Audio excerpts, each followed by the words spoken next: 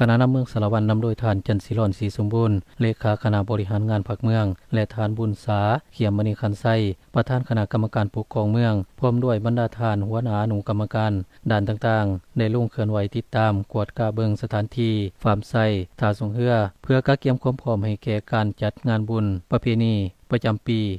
2025 ของชาวเมืองสารวันแขวงสารวันปีนี้ที่จะจัดขึ้นในระหว่างวันที่ 6 หาวันที่ 7 เดือนกันยายนนี้เพื่อให้มีผลสำเร็จทันจบงามเป็นระเบียบเรียบร้อยมีบรรยากาศคึกคืนเบิกบานมวลซื่นรักษาได้มูลเสือวัฒนธรรมกีดของประเพณีที่เคยปฏิบัติกันมาการลงเคลื่อนไหวในครั้งนี้ท่านเลขาคณะบริหารงานภาคเมืองและท่านประธานคณะกรรมการปกครองเมืองสารวันก็ได้สีนำและนินให้บรรดาอนุกรรมการด้านต่างๆจงเอาใจใส่ปฏิบัติเวียกงานตามหน้าที่และความรับผิดชอบของตนแบ่งเวียกกันอย่างละเอียดและให้มีผลสำเร็จตามแผนการที่วางไว้เพื่อรองรับให้แก่การจัดงานบุญดังกล่าวท่านสุกันสุริยวงศ์หัวหน้าอนุกรรมการสถานที่ได้รายงานให้รู้ว่าปัจจุบันอนุกรรมการของตนแม่นได้สุมใส่หลายนาเวียกเป็นต้นการอนามัยตกแต่งประดับประดาสถานที่ภายในงานจัดสรรความเป็นระเบียบเป็นต้นสถานที่วางแสดงสื่อขายผลิตภัณฑ์สินค้าของภาครัฐและเอกชนสถานที่จอดรถ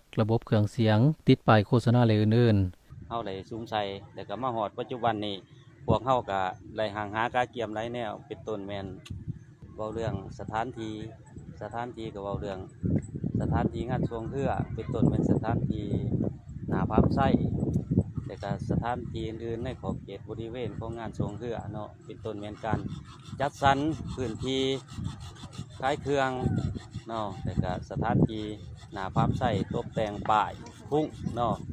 ข้าพเจ้าในนามอนุกรรมการสถานที่เนาะในนามต่างหน้าคณะพรรคการเมืองขอส่วนเชิญบรรดาท่านทุกๆท่านเนี่ยเนาะพนักงานทหารตำรวจพ่อแม่ประชาชนทุกคนในสังคมเขามาร่วมเนาะชมงานกีฬาสวงเรือเมืองสารวันปี 2025 นี้เนาะให้มีบรรยากาศคึกคืนเนาะก็อยากให้บรรดาท่านเนาะเอาใจใส่เป็นต้นแม่นการรักษาความสะอาดเนาะต้องได้รักษาความสะอาดช่วยกันเนาะเป็นต้นแม่นการกินขี้เหงื่อเนาะเฮาก็มีจุดว่างให้ทีมเนาะสิเป็นพ่อค้าชาวขายหรือว่าผู้เขามาเที่ยวชมก็ดีเนาะ